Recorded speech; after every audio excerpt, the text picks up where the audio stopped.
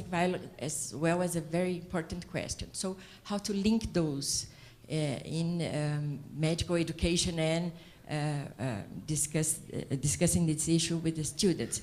This is, I think, it's what I want to hear about from you, both Maria and Michael, and I want also to congratulate the speeches were very, very nice and important. Bien, entonces vamos a dar oportunidad a la respuesta.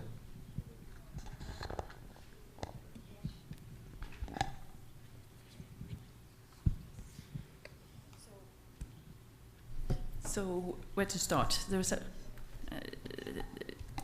several questions.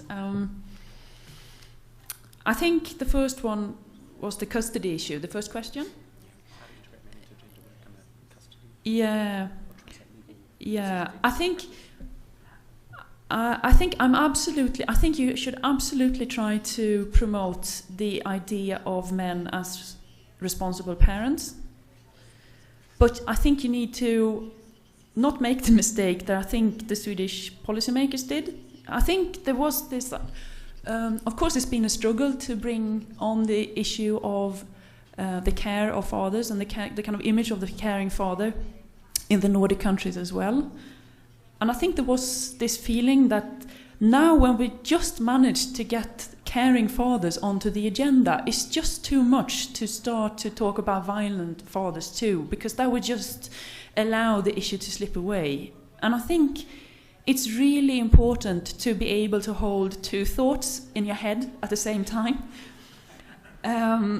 Both, of course, push both the idea that men can and are able to and should and ought to take responsibility for their children and for caring for their children, and at the same time try to be very safety oriented. And it has both to do about putting into place, say you use the New Zealand model of risk assessment and kind of risk awareness when you talk about custody and violence. You should also make sure that there are enough ways of opting out. So this solution that's been in Sweden, that you force women to share custody with violent men, is to make sure that that doesn't happen. Because I think in 99.99% of those cases, it will not have been in the best interest of children. Of course, it can be in individual cases, but in most cases not. So. And I think we could see in Sweden, they made this change in the law in 1998. And now, this year, we will have a new law in place. It's not even 10 years, because they had to amend it because of the mistakes made previously. So don't make the same mistakes, because it's a generation of children that had to live with this in Sweden. And I don't think that we need to put children through that. When it comes to public policy on violence, I'll make that comment now as well, or public policy about changing. I think one of the issues of Sweden is that there's been relatively late to start to develop good policies on tackling violence in the individual case. In fact, the issue of men's violence to women as an gender equality issue wasn't brought onto the agenda until the beginning of the 1990s. So it's been a slow start.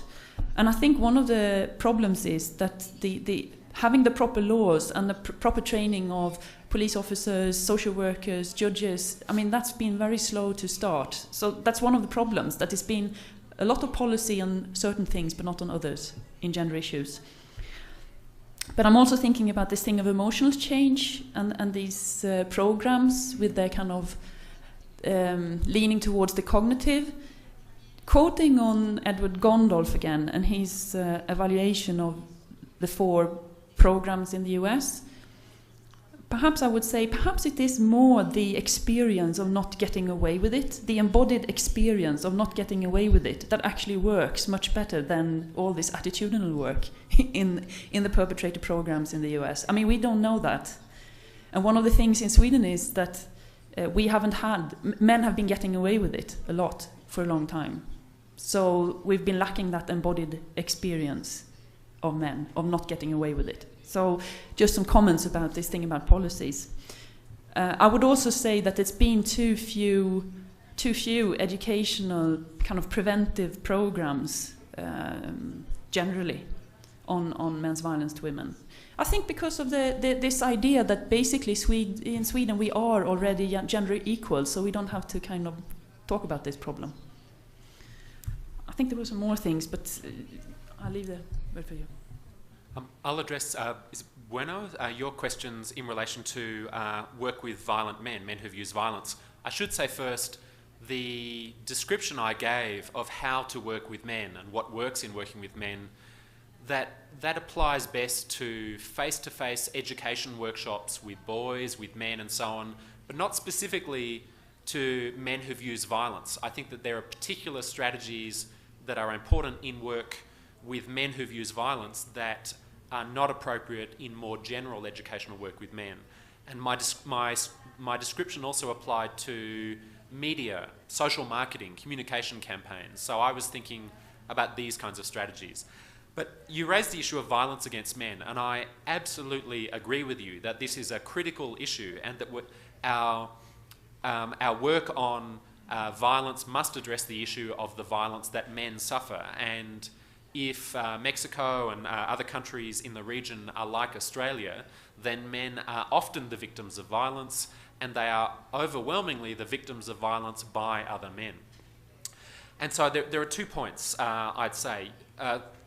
3 points. My first point is, yes, we must speak about violence against men. But we must reject the myth that violence against men is often or largely by women.